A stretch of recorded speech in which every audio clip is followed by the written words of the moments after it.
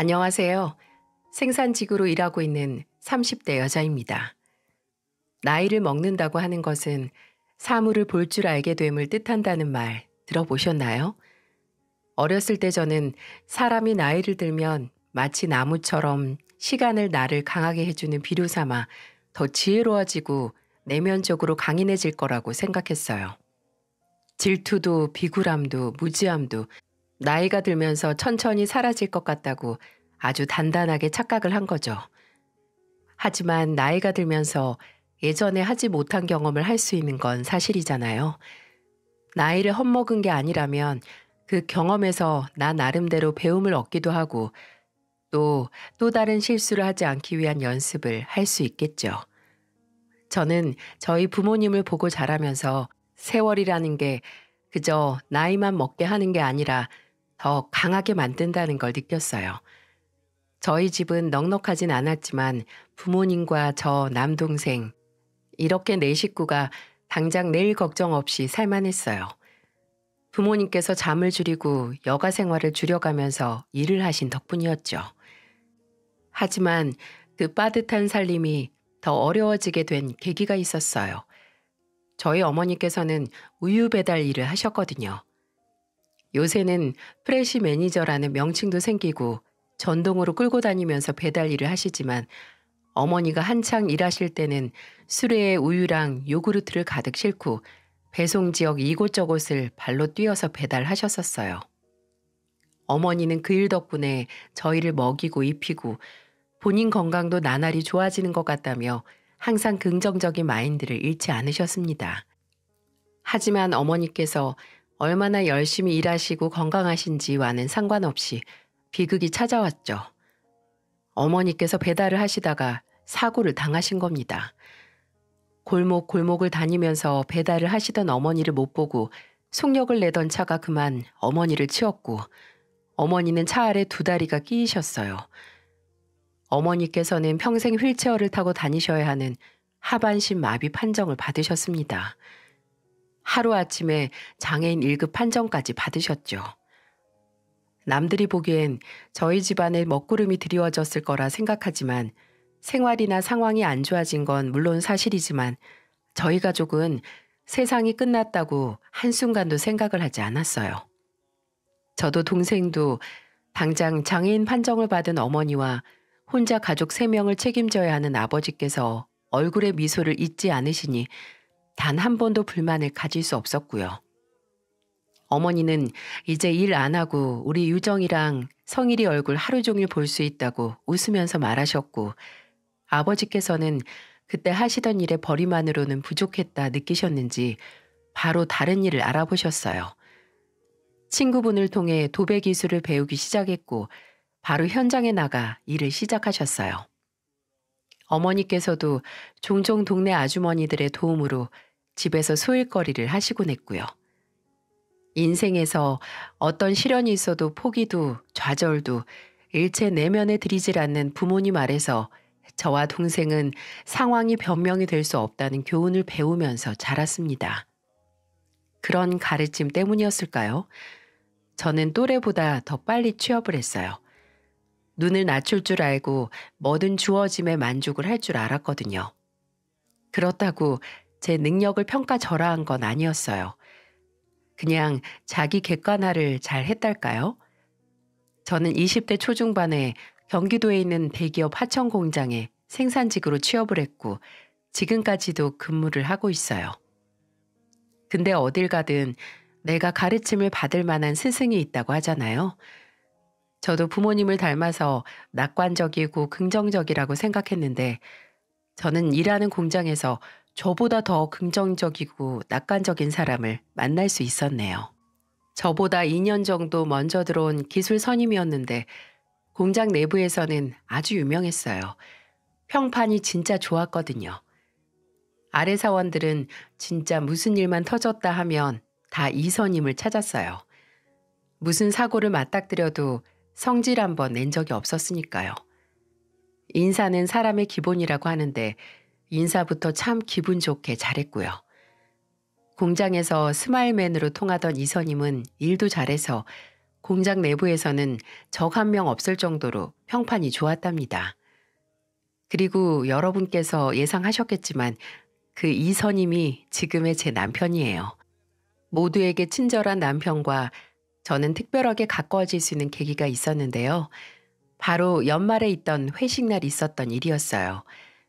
저도 남편도 한 해의 마지막 날이라서 그랬는지 좀 만취를 했거든요.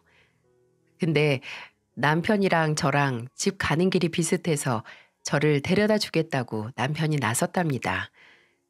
저는 정확히 기억은 안 나는데 좀 가물가물 남편이 저를 얻고 택시에서 내려서 제가 자취하던 집 앞까지 데려다 줬던 게 아주 드문드문 기억이 나네요. 아침에 머리가 깨질 것 같은 숙취에 일어났는데 어쩐지 현관문 밖이 소란스러운 거예요. 문을 살짝 열고 무슨 일인가 하고 봤는데 남편이 저를 집 안까지 넣은 후에 본인 그대로 제 집 현관문 밖에 쓰러져서 잠이 든 거예요. 저를 집에 데려다 준 거에 모든 정신력과 체력을 다 쓰고 장렬하게 쓰러져서 아파트 복도에서 잠이 든 거죠. 저는 취객을 만나 놀란 이웃에게 상황 설명을 하고 남편을 깨워서 같이 해장을 하러 국밥집으로 간 기억이 나요. 함께 일한 기간은 짧지 않은데 저도 남편도 공과 사를 확실하게 구분하는 스타일이라서 친해질 계기가 전혀 없었거든요. 그 일을 계기로 좀 사적으로 친해졌어요.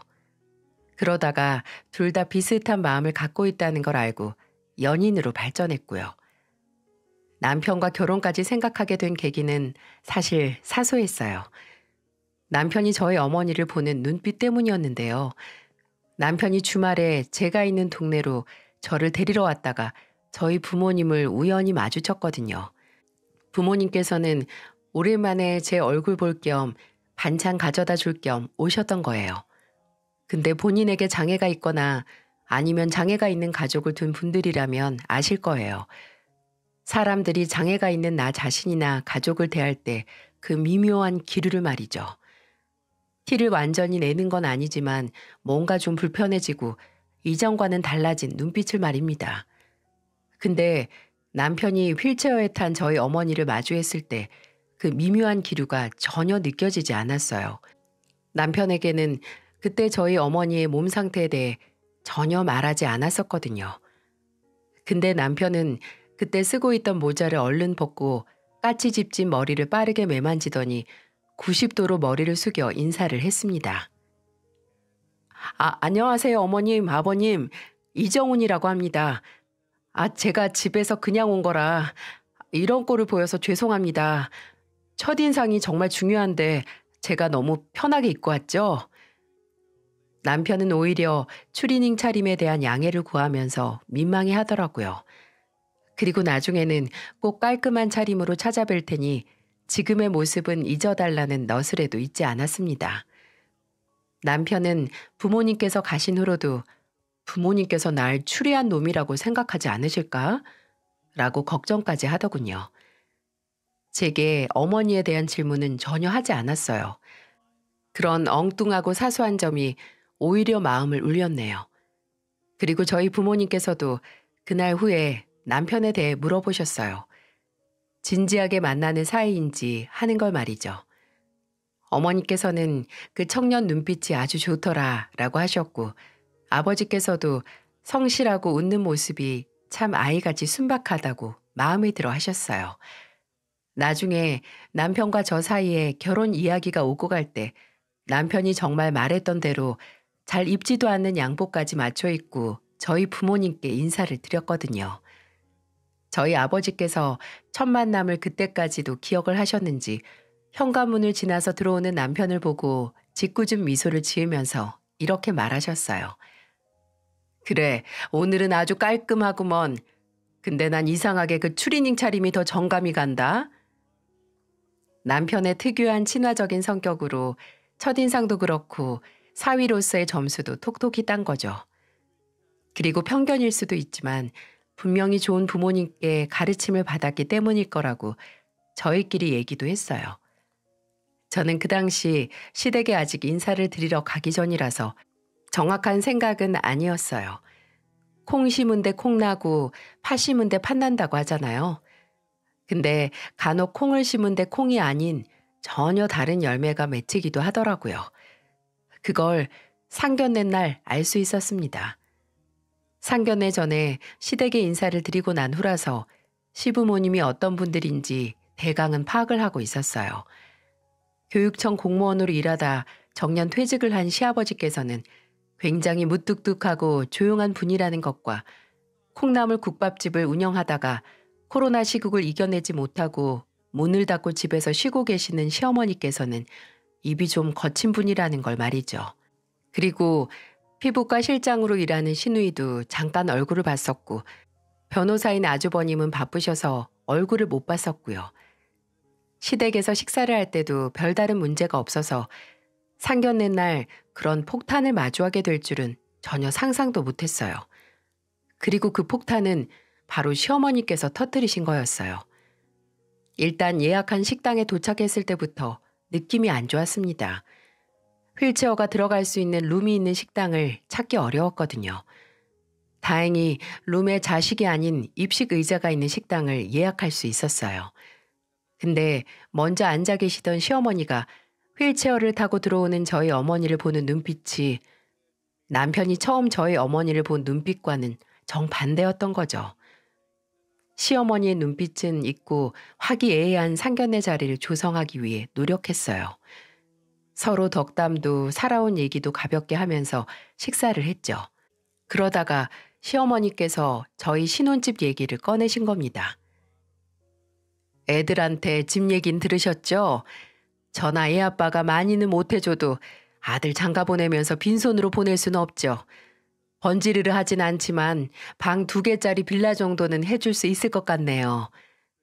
네, 들었습니다. 저도 집사람도 참 감사하게 생각하고 있습니다. 뭐 그러시겠죠. 저희도 애 아빠는 연금 먹고 사는 사람이고 저도 식당을 정리해서 넉넉진 않지만 어쩌겠어요. 며느라이 집은 더 힘드니 조금이라도 있는 데서 더 부담을 해야죠. 말이 나와서 말인데 저는 뭐 집 해줬다고 나중에 해줬던 만큼 내놔라 하고 손 벌릴 생각 없습니다. 애 아빠도 마찬가지고요. 부모가 돼서 키워준 가페라 하는 것도 우습지 않나요? 사돈 어른도 아시겠지만 제 아들이나 며느리가 뭐 대단한 직장 다니는 것도 아니잖아요. 그나마 같은 데서 공순이 공돌이가 지들 분수에 맞는 짝 만나서 다행이긴 해도 둘이서 뻔한 월급으로 애 낳아서 키우고 하면 몇 푼 모으지도 못할 겁니다. 거기다가 더 부담을 지어줄 수는 없죠. 그건 이해하시죠? 그러니 혹시나 나중에 돈 문제로 서로 민망할 일 없게 애들한테 손 벌리는 일은 없었으면 좋겠네요. 무슨 소리를 하시나 했는데 어처구니가 없었어요. 누가 보면 저희 부모님께서 저 결혼시키면서 장사를 한 줄 알겠네요. 시어머니는 저희 아버지의 낡고 오래된 양복과 휠체어에 탄 어머니를 보고 지레 겁먹고 저런 소리를 하신 겁니다. 행여나 돈 없는 친정에서 저희 돈을 빨아갈까 싶어서 말이죠. 그저 사람을 겉만 보고 판단해서 안 해도 될 걱정을 한 움큼 삼키고 내뱉은 말들은 뾰족하기 그지없었습니다. 그리고 그게 끝이 아닌지 가라앉은 주변 분위기에도 아랑곳하지 않고 계속해서 말을 이어나갔어요. 그리고 집은 저희 쪽에서 준비했으니 혼수는 알아서 꽉 채워주실 거라 믿습니다. 아무리 그래도 딸 시집 보내면서 그 정도는 준비가 돼야. 네, 잘 알겠습니다. 사부인께서 오늘 처음 저희 가족들 보고 무슨 생각을 하셨는지 잘 알겠네요. 묵묵히 시어머니의 무례한 말을 듣고 계시던 저희 아버지께서 단호하게 시어머니의 말허리를 끊어내셨어요. 그리고 그 전보다 더 강한 음성으로 말씀하셨습니다. 예상을 깨서 유감이지만 사부인이 생각하시는 것처럼 저나 집사람이나 그렇게 염치 없는 사람들 아닙니다. 물론 감사히 신혼집을 마련해 주셨으니 혼수는 저희 측에서 감당할 겁니다. 물론 제 딸이 결혼해서 써야 하는 것인 만큼 좋은 것들만 해줄 생각이고요. 제가 지갑은 넉넉지 않아도 자식을 사랑하는 마음은 그 어떤 사람에게도 지지 않을 만큼 두둑합니다. 그저 제 옷차림이나 저희 부부의 겉모습만으로 판단하고 아예 낙인까지 찍어서 그런 소리를 하시는데 심히 불쾌합니다. 지금까지 살아오면서 자식들 문제로는 한 점 부끄러운 것 없이 살아왔다고 자부하는데 오늘 처음 본 사람에게 제 자식에게 염치 없이 굴지 말라는 경고를 들을 줄은 추워도 생각 못했습니다. 그리고 사부인께서는 공장에서 일하는 자식이 부끄러울 수도 있겠지만 저는 정당하게 노동을 해서 한 사람 목 이상의 일을 해내는 제 딸 한 번도 부끄럽다고 생각한 적 없습니다. 아무리 같은 부모라도 이렇게 생각이 다를 줄 참 여러모로 오늘 놀랄 일이 많군요. 저희 아버지의 말이 끝나자마자 시어머니는 할 말을 잃었고 시아버지께서는 바로 일어나서 고개 숙여 저희 부모님께 사과를 하셨어요.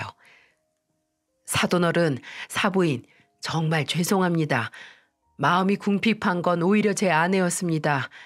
이 사람이 식당 문 닫고 요새 한푼이 아쉬운 상황이라 제대로 판단을 못했나 봅니다.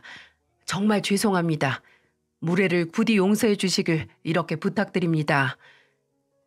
시아버지께서 바로 진심으로 사과를 해주셔서 저희 부모님도 금방 사과를 받아들이시긴 했지만 그날 상견례 분위기는 참혹했죠. 저희 부모님께서도 그 후로는 진심으로 웃지 못하셨고 저도 남편도 행동이나 말이나 어색하기 짝이 없었습니다. 상견례 분위기가 안 좋긴 했지만 솔직히 통쾌하긴 했어요. 저희 아버지의 자부심에 상처를 냈는데 그 정도 질책은 당연했죠. 뭐 이런 잡음이 있긴 했지만 저와 남편은 결혼을 했고 시어머니께서 아닌 척 생색이란 생색은 다 낸 빌라에서 신혼을 시작할 수 있었어요. 저와 남편은 결혼 전 이야기한 대로 조금 더 시간이 지난 후에 아이를 갖기로 했고요.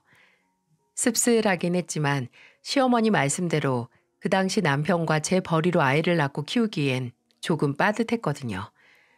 저와 남편은 경제적 상황이 더 여유로워진 후에 임신 계획을 세우기로 했어요. 그리고 아직 아이 계획이 없는 걸 기회로 남편이 결혼하고 1년 정도 지났을 때 제게 말을 하더라고요. 지금 일을 그만두고 장사를 하고 싶다고 말이죠. 급작스런 고백에 당황하긴 했습니다.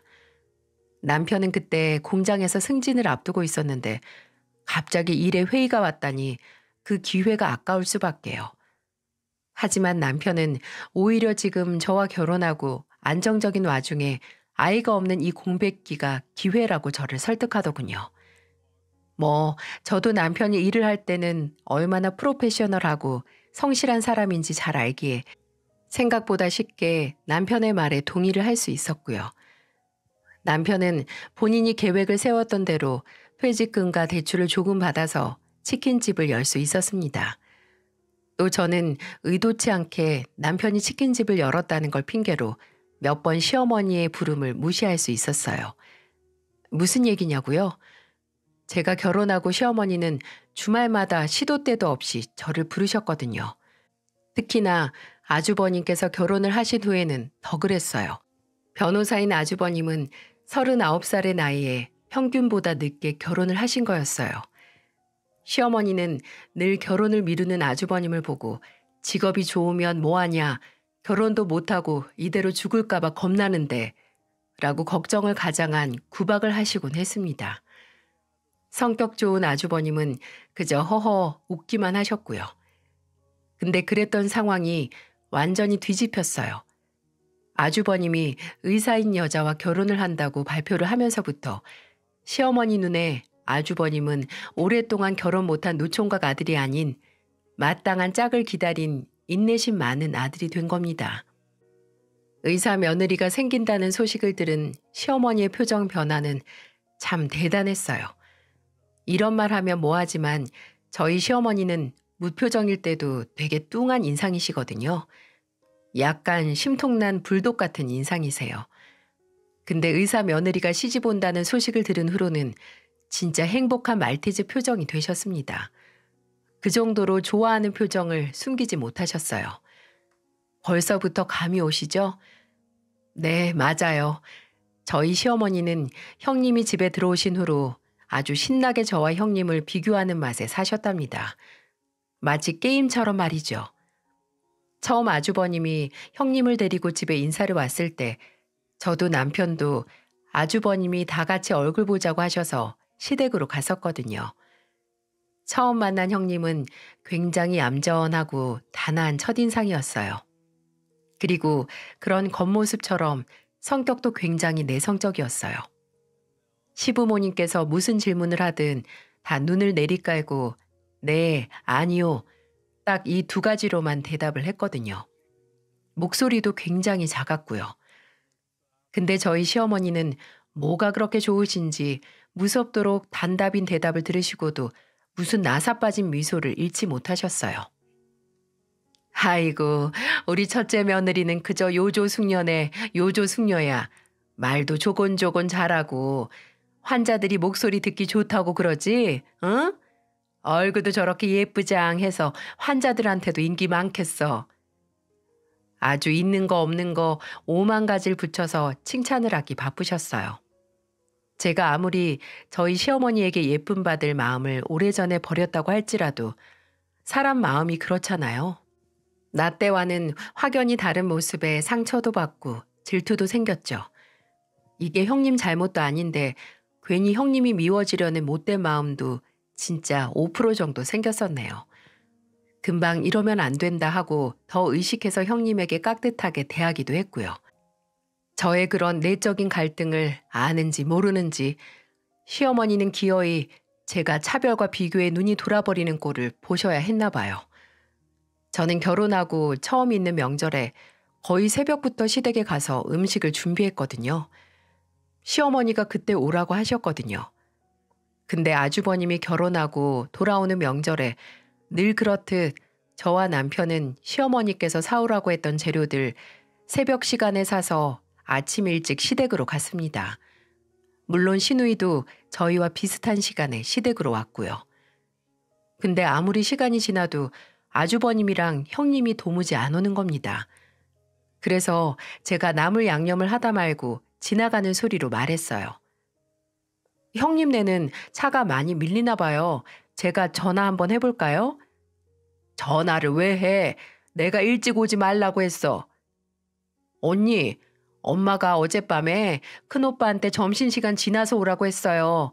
저녁에 와서 밥만 먹고 가라고. 아, 정말요? 왜요? 왜긴 왜야. 사람이 이렇게 많은데 뭐하러 그 바쁜 애들을 불러. 주말에도 잘 모실 정도로 바쁜 변호사랑 의사야. 연휴 기간만이라도 좀 쉬게 해줘야지. 그리고 네 형님은 결혼하고 처음 시댁에서 명절 보내는 거 아니니. 진짜 웃겨 엄마. 엄마 딸도 연휴 전날까지 죽어라 일하고 작은 언니도 일하는 사람이야. 무슨 세상의 모든 일을 큰오빠랑 큰언니가 다 해요? 맞아요 어머님. 저도 어제 밤까지 일해야 했어서 아직 저희 친정에도 못 갔어요. 진짜 서운하네요. 저는 결혼하고 바로 명절에 잠잘 생각하지 말라고 새벽에 오라고 하셨잖아요. 예, 그 모르는 소리 좀 하지 마라. 너네하고는 다르지. 네 형님은 고급 인력이야, 고급. 그 손은 환자 고치는 손인데 이런 굳은 일 하다가 뭐 문제라도 생기면 어쩌니.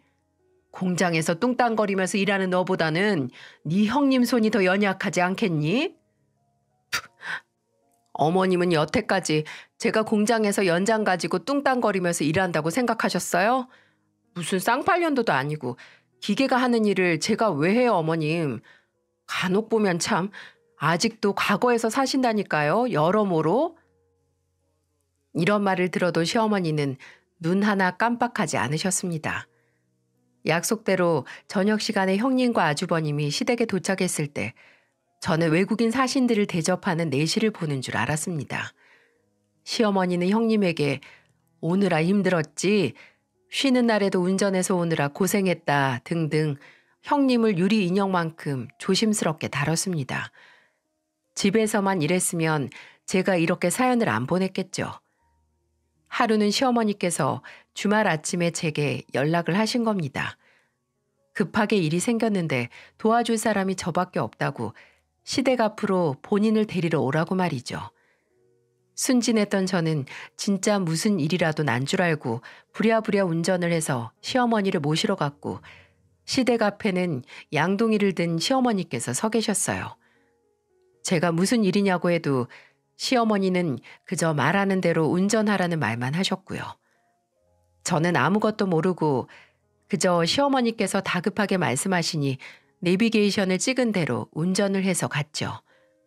근데 거기가 어딘지 아세요? 바로 형님이 근무하는 병원이 있는 건물이었어요. 아주버님과 형님에게 들어서 낯이 익은 간판을 보고 제가 미심쩍게 시어머니께 여기 왜 온 거냐고 물으니 시어머니가 뭐라고 했는지 혹시 예상이 가시나요? 네 형님한테 들었는데 저번에 병원 청소하는 아줌마가 그만뒀다고 하더라. 둘이나 동시에. 근데 아무리 공고를 내도 사람이 안 구해진대요. 그러니까 너랑 나랑 사람 구해지기 전까지 이렇게 일주일에 2번만 수고하자. 어? 네? 어머님, 그게 무슨 소리예요? 아니, 형님이 어머님한테 그런 부탁을 했어요? 그건 아닌데, 이제 진료 끝날 시간이야. 잠깐 들어가서 우리가 바닥이나 쓰레기통이라도. 어머님, 진짜 왜 그러세요? 어머님께서 의사 며느리 자랑스러워 하시는 건 아는데요. 그래도 이건 아니죠. 뭐하러 저나 어머니가 가서 청소를 해줘요? 아니, 그럼 가족이 이럴 때 도와주지 누가 도와주니?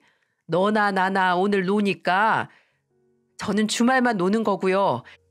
그렇게 뭐든 해주고 싶으시면 평일에도 쉬는 어머님 혼자 하세요. 저 끌어들이지 마시고요. 저는 그대로 청소를 하기 위해 챙겨온 용품이 담긴 양동이를 들고 있는 시어머니를 형님의 병원 앞에 두고 집에 왔습니다. 진짜 이게 말이 되나요? 형님은 그저 청소할 사람이 안 구해진다 이 말만 했을 뿐인데 저를 데리고 청소를 하러 갈 생각을 하다니. 이건 의사 며느리가 예쁘고 자랑스러운 게 아니라 의사 며느리 앞에서 너무 비굴해지는 거 아니냐고요. 네, 의사라는 직업 대단하죠. 근데 그 직업을 대하는 시어머니 행동이나 모습이 솔직히 제게는 정상처럼 보이지 않았어요. 그날 남편에게 시어머니의 만행을 말하니까 남편은 너무 부끄러워하더군요. 우리 어머니가 좀 그래. 본인 가방끈 짧은 거에 콤플렉스가 있으셔서 그런지 예전부터 직업 대단하거나 많이 배웠다 싶은 사람 보면 저렇게 정신을 못 차리신다니까. 나이 들어도 변하질 않으셔. 진짜 왜 그런지 몰라. 남편은 제게 몇 번씩이나 대신 사과한다고 눈도 못 마주쳤어요. 그 모습을 보면서 저뿐만 아니라 시어머니가 이런 일로 가족들을 곤혹스럽게 한 적이 많구나 하고 예상이 가더라고요. 뭐 사람은 모두 본인에게 없는 걸 동경하고 집착한다고 하지만 그럴지라도 시어머니는 선을 넘어도 한참을 넘었죠. 일단 형님을 예뻐하고 소중히 여기는 것에 있어서 저를 포함한 다른 사람까지 깎아내리고 이혼까지 했으니까요. 저나 남편은 그 청소 사건 후로 시어머니가 혹시 주말에 저를 부르려는 낌새가 있으면 남편 치킨집 도와줘야 한다는 핑계를 대고 단칼에 거절을 했습니다. 만나봤자 좋은 소리는커녕 진짜 기억에 지우고 싶은 꼴만 보는데 제가 괜히 가서 피볼 이유가 없었죠. 근데 그 비틀어진 애정과 결핍이 끝내 폭력 사태까지 가는 사건이 터지고야 말았습니다. 다들 이제 김장할 준비들 하고 계시죠? 그 사건도 김장철에 일어난 사건이라서 저는 이맘때만 되면 매콤한 김치속 냄새가 제 온몸에서 풀풀 나는 것 같은 착각이 들곤 해요. 왜 온몸에서냐고요? 제 이야기를 들으시면 이해가 가실 겁니다. 시어머니께서 시댁에서 다 같이 김장을 담는다고 저희를 총집합시키셨어요. 신우에게 들어보니 이번에는 그 소중한 형님도 저희와 똑같은 시간에 부르셨다고 하더라고요. 이제 형님이 가족이 되고 몇 년 지났으니 좀 달라지셨나? 형님에게도 일을 시키시려나 싶었습니다. 저도 매번 시어머니의 부름을 거절하고 있었던 터라 남편과 함께 시댁에 김장을 하러 갔죠. 놀라웠던 게 시어머니는 저와 시누이나 제 남편에게 준 것처럼 형님에게도 똑같이 앞치마를 하나 주셨어요. 오, 드디어 의사 며느리도 일을 시키려나 보다 했는데 택도 없었습니다. 앞치마는 그냥 허울이고 패션일 뿐이었어요. 형님에게 앞치마를 입힌 시어머니는 다른 사람들은 다 바닥에 앉아서 강판을 들거나 고무장갑을 끼고 일을 할 때 형님은 소파 위에 앉히는 게 아니겠어요? 수진이는 김장 해본 적 없지? 이번에는 여기 앉아서 보기만 해라. 이번에는 눈으로 익히고 다음에 김장할 때 천천히 해도 돼. 아니요, 어머님. 저도 김장 해봤어요. 아유, 그래도 이렇게 많이 해본 적은 없잖아. 일할 사람도 많으니까 나중에 수육되면 수육이나 많이 먹고 가. 삶은 고기 좋아한다며. 엄마, 큰언니가 김장 해봤다고 하는데 왜 계속 쉬고 있으라고 해요? 너는 조용히 좀 해. 그저 지 새언니 시켜 먹고 싶어서 그러지. 할 일 없으면 뒤 남은 다라이나 가져와라. 역시나가 역시나. 그날도 시어머니는 귀한 의사 며느리는 일개미들이 일하는 것만 지켜보게 하셨어요. 하지만 형님은 그저 보고 있기만 좀 민망했나 봐요. 시어머니가 주방에 들어가셨을 때 제게 거들 일이 있으면 시키라고 와서 넌지시 말하더군요. 역시 받는 사람도 불편했을 겁니다. 형님도 그런 특별 취급이 부담스러웠던 거죠. 저는 손에 익지 않으면 진짜 다치거나 맛에도 영향이 갈 수 있으니까 그냥 재료 계량할 때랑 속 썩는 것만 부탁했어요. 시어머니는 주방에서 풀을 쑤시거나 고기를 삶으셨고 남편은 무채를 썰고 저랑 형님 시누이는 속을 섞었어요. 근데 시어머니께서 주방에서 나오시다가 형님이 고무장갑 끼고 제 옆에서 김치속을 섞는 걸 보더니 새삼 놀라시는 게 아니겠어요? 수진아, 네가 그걸 왜 하고 있어? 네? 저도 도와야죠. 같이 먹을 건데. 너까지 안 해도 된다니까. 그거 벗어서 줘라. 내가 하면 되니까. 형님이 김치속을 묻히면 무슨 천지개벽이 일어나기라도 할 것처럼 시어머니는 유난을 떠셨습니다. 그리고 형님을 밀어내고 형님이 쓰던 고무장갑을 받아들이시곤 제 옆에 털썩 주저앉아서 김치속을 마저 섞기 시작하셨어요. 그뿐 아니면 다행이게요. 갑자기 화살이 제게 날라오기 시작했어요. 아주 남이 쉬는 꼴을 못 보지? 너는 네 형님 시집살이를 꼭 네가 그렇게 나서서 하고 싶니? 네? 어머님, 제가 뭘요? 엄마, 이 사람이 뭘 했다고 뭐라고 하세요? 넌 가만히 있어. 유정이 얘가 지 형님 질투를 얼마나 하는데 아까 보니까 지 형님을 보고도 제대로 인사도 안 하던데 그렇게 안 입고 와서 옆에 앉히고 일 시켰겠지. 어머님, 동서가 하라고 안 하고 제가 먼저 한다고 했어요. 아까 저희 둘이 인사도 했는데. 됐다. 편들어줄 거 없어. 사람이 좀 지 분수에 맞는 일 한다고 어찌나 툴툴거리는지. 의사 형님 있으면 나 같으면 아주 얻고 다니겠다. 나중에 너 자식 낳고서도 네 형님 득을 얼마나 보겠니? 어? 애들 아플 때마다 도움도 얻을 수 있고 예방접종이다 뭐다 그런 것도 먼저 맞을 수 있는데 사람이 심보를 그렇게 쓰면 안 되는 거야. 어차피 지 입에도 들어가는 김치 좀 수진이 손 안 벌리고 하는 게 그렇게 억울해? 엄마, 작은 언니가 시킨 게 아니라니까? 제발 말 좀 들어요. 순간 제 눈앞에 김치 속이 빨간 건지 아니면 제가 너무 화가 나서 눈앞이 빨개지는 건지 구분할 수가 없었네요. 저를 의사 형님과 비교해서 천한 공순이 며느리로 취급하는 것도 그렇고 이번에는 질투에 눈이 멀어서 형님에게 시집살이 시키는 막대 먹은 동서로 만들다니 말 하나로 사람 눈을 아주 뒤집어 놓더군요. 남편과 시누이가 저를 두둔하든 말든 형님이 아니라고 설명을 하든 말든 아무 상관없었습니다. 저는 당장 두 손에 낀 고무장갑을 벗고 제 앞에 있는 김치속이 든 대야에 던졌어요.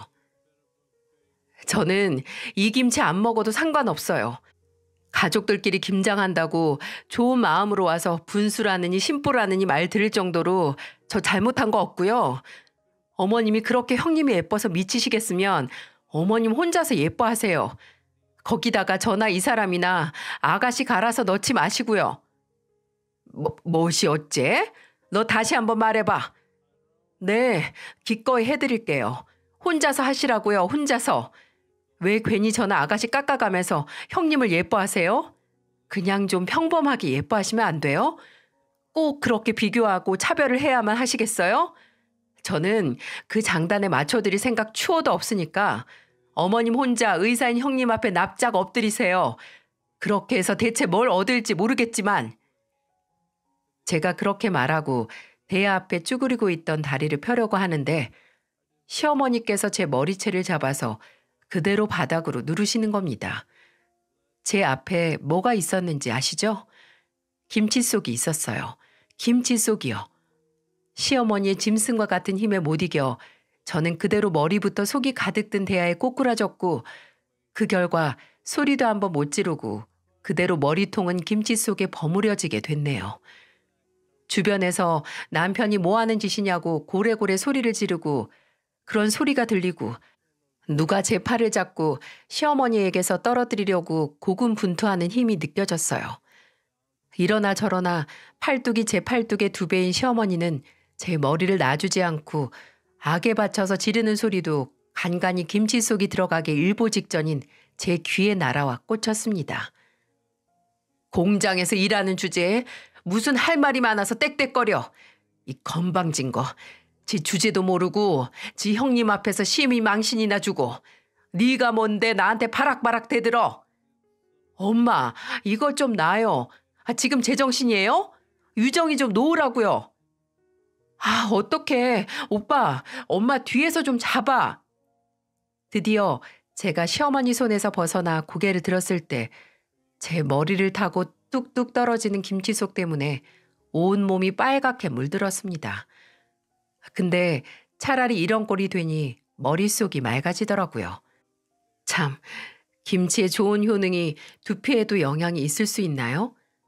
저는 지지 않고 시어머니보다 더 큰 목소리로 말했어요. 그러는 어머님은 대체 젊었을 때 얼마나 대단한 일을 하셨길래 저 공장 다닌다고 그렇게 무시하세요? 네? 드러나 보자고요. 무슨 일을 하면서 돈 버셨는지 어디 한번 말씀해 보세요. 말해 보시라고요. 거실은 한순간에 아수라장이 됐습니다. 제가 진짜 목에 핏줄까지 세워가면서 시어머니에게 바락바락 소리를 지르고 있는데 그 순간 안방문이 열리더니 시아버지께서 나오시더라고요. 아까 낮잠을 주무신다고 들었는데 이 난리통에서 차마 계속 꿈을 꾸실 수 없었던 거죠. 거실은 이미 생지옥인데 시아버지는 무서운 얼굴로 거실로 나오시더니 제 몰골과 시어머니를 번갈아 가면서 보시다가 순간적으로 팔을 뻗으셔서 시어머니의 머리채를 잡으셨어요. 남편과 시누이가 바로 끼어들어서 말리려고 했지만 시아버지께서는 빠르게 손을 드셔서 시어머니의 뺨을 사정없이 날리셨어요. 놀라서 저도 모르게 제 입을 틀어 막았습니다. 휴지를 가지러 갔던 형님도 그 모습을 보고 그대로 굳었고요. 시어머니가 휘청하고 중심을 잃었는데 시아버지는 아랑곳하지 않고 무섭게 고함을 치셨어요. 이게 지금 뭐 하는 짓이야? 남의 집 귀한 딸을 적골로 만들어? 지금 제정신이야?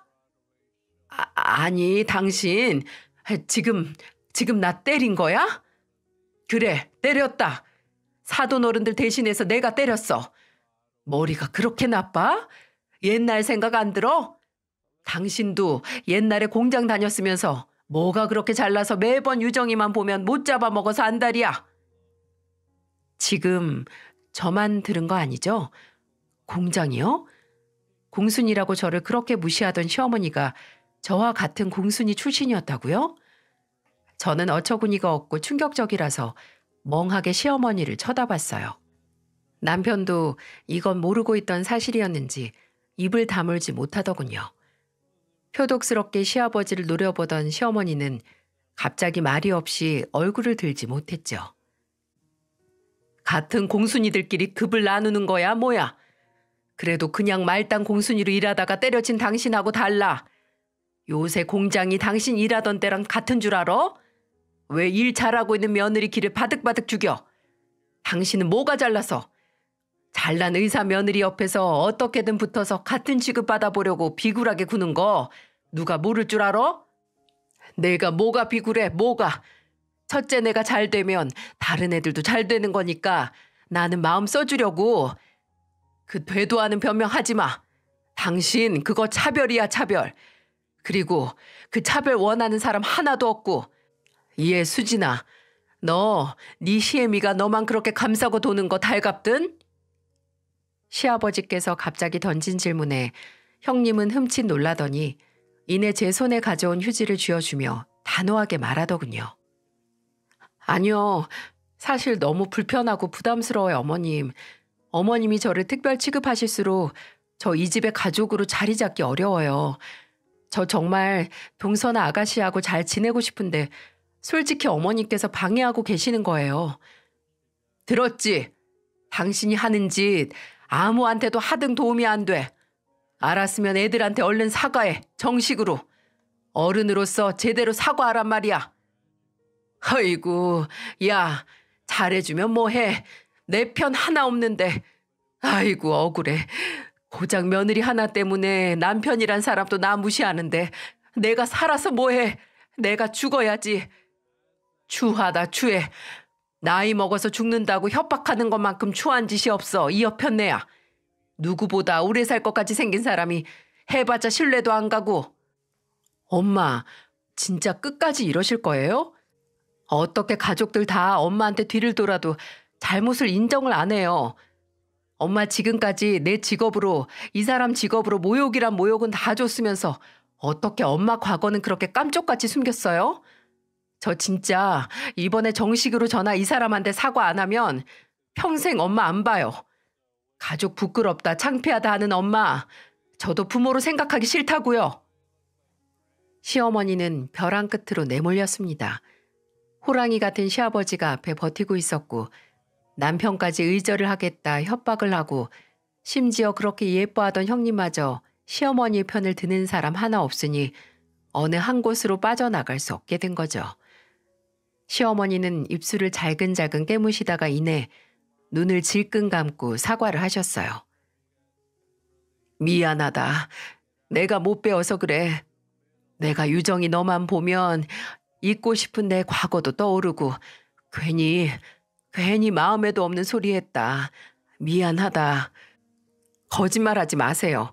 마음에도 없는 건 지금 하시는 그 사과고 지금까지 저 무시하고 차별하셨던 건 진심이시잖아요.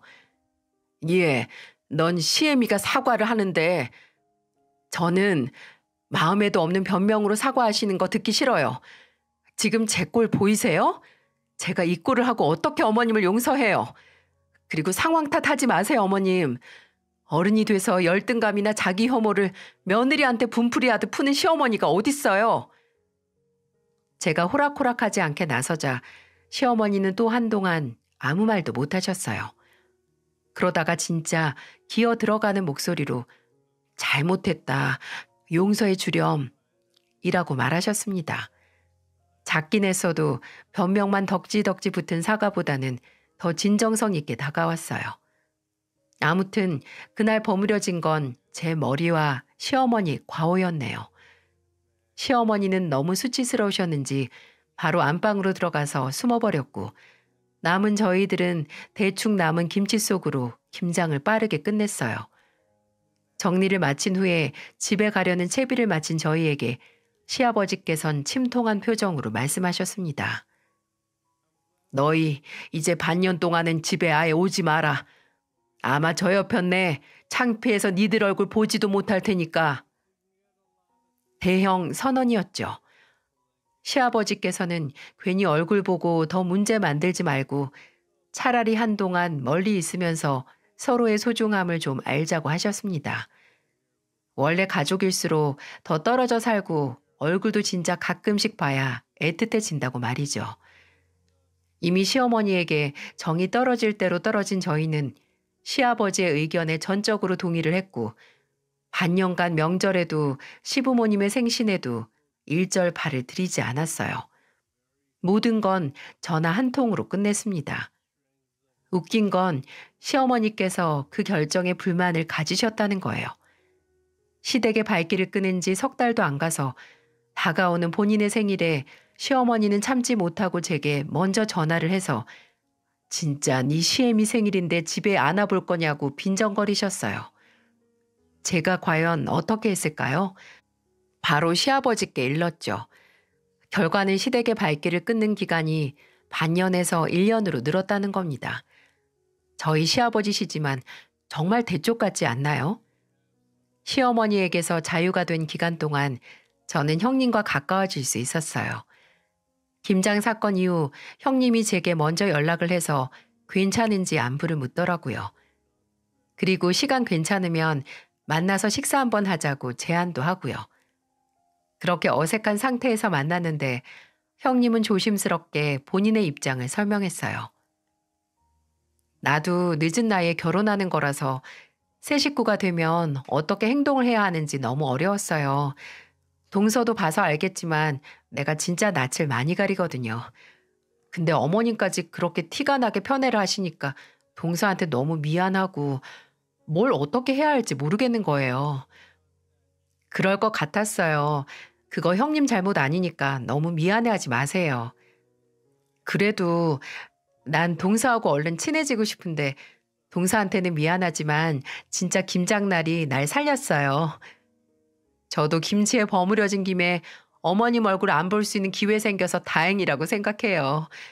앞으로 어머님 얼굴 계속 안 볼 수 있으면 또 김치 속에 머리 확 박아도 괜찮을 정도라니까요.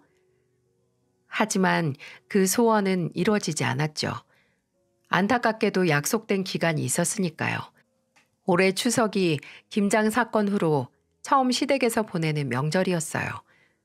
저도 남편도 시어머니께서 그동안 칼을 가셨을 거라고 생각했는데 웬걸? 시어머니께서 저희 눈치를 보시는 게 아니겠어요? 시아버지 말씀대로 그날 음식도 진짜 간소하게 해서 먹고 대부분은 배달시켰었어요. 저는 그날 처음으로 시어머니께서 떠주는 음식을 받아 먹을 수 있었습니다. 그리고 제 얼굴을 쳐다보지 않으시고 말씀하시긴 했지만 더 먹고 싶으면 말해라 라고도 하셨습니다. 무시만 하던 공순이 며느리에게 말입니다. 제가 시어머니 인상이 뚱한 불독 같다고 말했었죠? 오랜만에 만난 시어머니의 인상은 마치 이빨이 다 빠진 불독 같았네요. 솔직히 그 모습이 얼마나 갈지 모르겠어요. 나중에는 다시 제게 눈을 뾰족하게 뜨시고 공순이가 어째했는데 저째했는데 하면서 뭐라 하셔도 이상하지 않고요. 사람이 그렇게 금방 바뀔 수 없잖아요. 사람은 40세가 지나면 자신의 습관과 결혼을 한 거나 매 한 가지라고 하는데 시어머니께서도 나쁜 습관을 쉽게 버릴 수 없으시겠죠. 하지만 가족들에게 버림받는 게 무서워서 잠깐 그런 척 하는 거라도 상관없어요. 이미 시어머니를 제외한 다른 가족들 모두 저를 지켜주리라는 걸 알고 있으니까요. 특히 형님이 말입니다. 저번에 같이 맥주 한 잔을 했는데 술에 좀 취하긴 했지만 형님이 제게 그러더군요. 나중에 혹시 어머님이 또 그렇게 동서를 못 살게 굴면 본인이 도와준다고 걱정 말래요.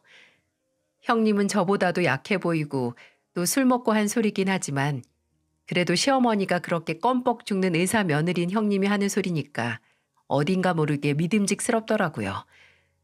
이제 그 말도 믿고 제가 할 수 있는 대로 가족 노릇 또 시어머니께도 최소한의 며느리 노릇은 해야겠죠. 하지만 저는 저희 아버지가 자부심을 갖는 딸인 만큼 또다시 대야에 머리를 박는 수모는 절대로 당하지 않을 거예요. 똑같은 짓을 2번 당하진 않겠습니다. 저희 시어머니만 봐도 사람이 나이를 먹는다고 지혜로워지는 건 아닌 걸 알지만 또 경험만큼 중요한 스승은 없으니 그 경험을 토대로 반복되는 일은 피할 수 있겠죠. 아, 그리고 저희 집은 김치 사서 먹기로 했습니다. 그날 이후로 다 같이 김치 담그는 건 여러모로 좋지 않을 것 같다고 결론을 내렸어요. 시아버지께서는 나중에 제가 김장하고 싶으면 그때 다시 다 같이 김장하자고 제게 책임을 일임하셨고요.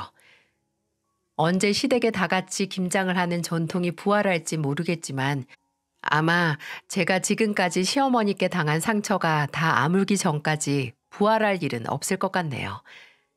김치에 관련된 저의 매콤한 사연을 들어주셔서 감사합니다.